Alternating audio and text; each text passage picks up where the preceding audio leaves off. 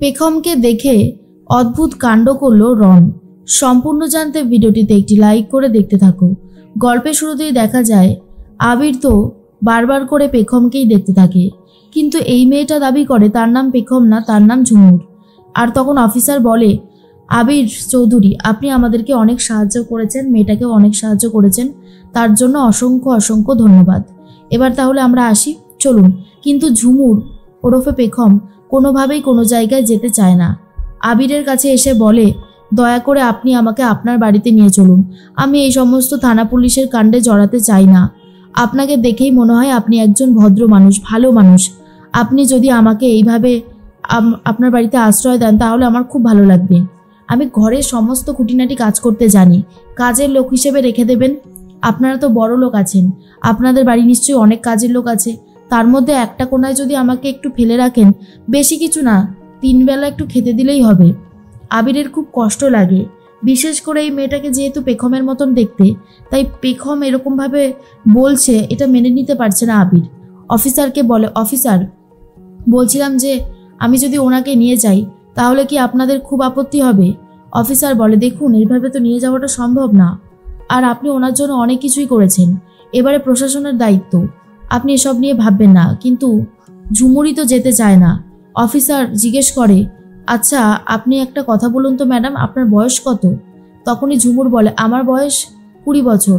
আমি তো একজন সাবালিকা, আমি যতদূর জানি।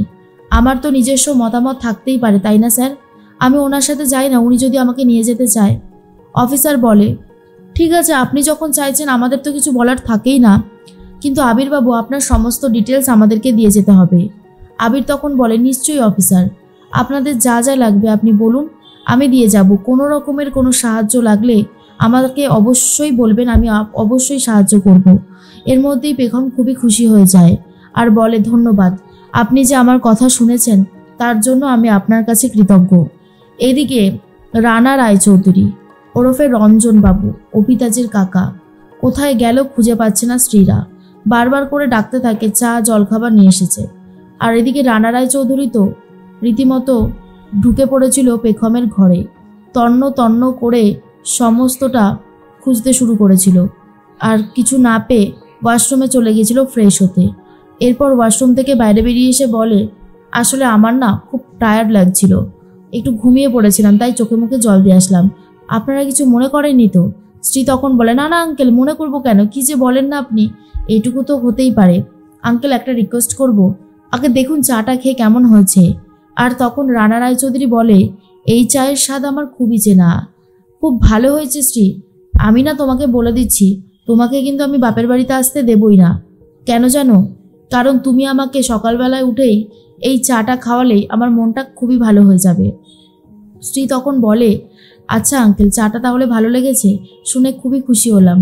বলছিলাম আঙ্কেল, আজকের দুপুরের খাবারটা কিন্তু আপনাকে এই বাড়ি থেকে খেয়ে যেতেই হবে, এটা আমার রিকোয়েস্ট বলতে পারেন।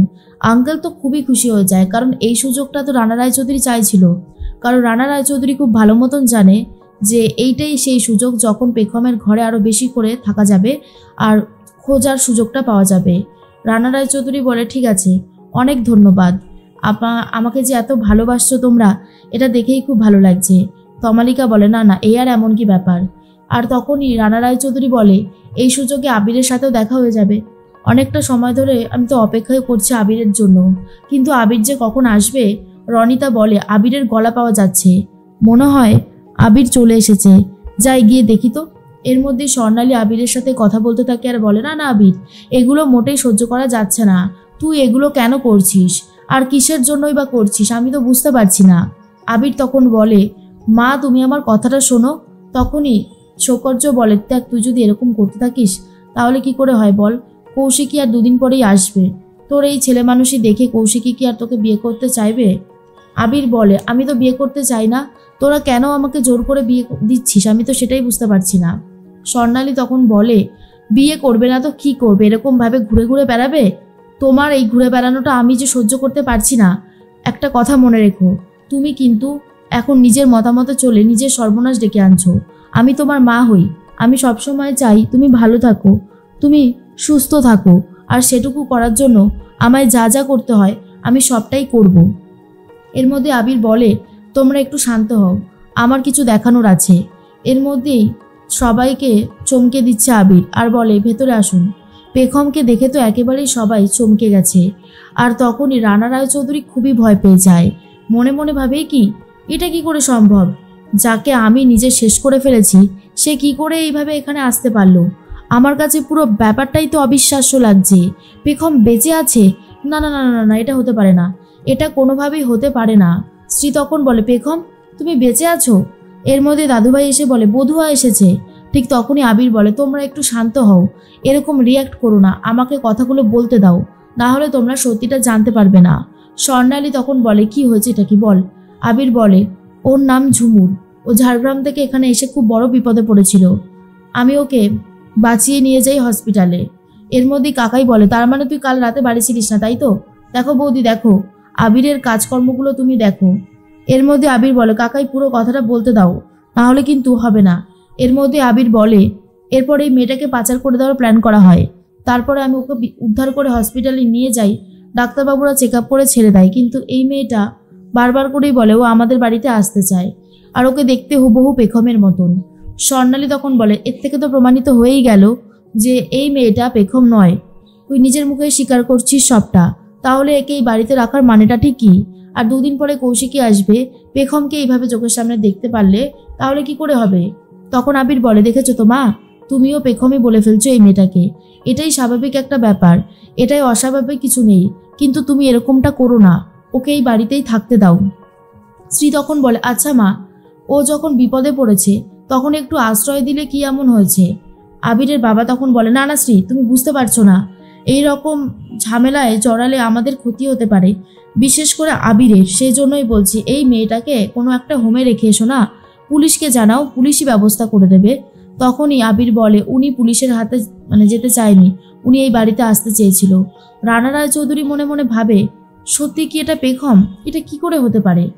তখনই রানা রায়চৌধুরী পুরো অবাক হয়ে যায় আর ছটপট ছটপট করতে থাকে। এর মধ্যেই স্বর্ণালী বলে এটা তো পেখম না, তাহলে তুমি কেন ওকে এই বাড়িতে রাখবে? তখনই আবির বলে হতেই তো পারে এটা পেখম, সেদিন হয়তো আমাদের ডেড বডি চিনতে ভুল হয়েছিল, বা আমরা এতটাই ভেঙে পড়েছিলাম তাই হয়তো দেখতে পাইনি, এখন তো আমার সেটাই মনে হচ্ছে। দেখো মা, ও এই বাড়িতেই থাকবে, ওকে তুমি এই বাড়ি থেকে কোথাও নিয়ে যেতে পারবে না, প্লিজ মা বোঝার চেষ্টা করো, ওকে আমার পেখমের মতন দেখতে, ওকে আমি কোনোভাবে এখান থেকে দূরে সরিয়ে দিতে পারবো না। শ্রী তখন বলে না রে ভাই, তুই একদম ঠিক কাজই করেছিস, একটা মেয়ে তো বড় বিপদে পড়েছে, তাকে আমরা একটু আশ্রয় দিতে পারবো না? এটা কি কখনো হতে পারে? আর দাদু ভাইও চাইছে আশ্রয় দিতে, তাই স্বর্ণালী আর বিশেষ কিছু বলতে পারে না, পেখমের এই বাড়িতে থাকার ব্যবস্থা হয়ে যায়।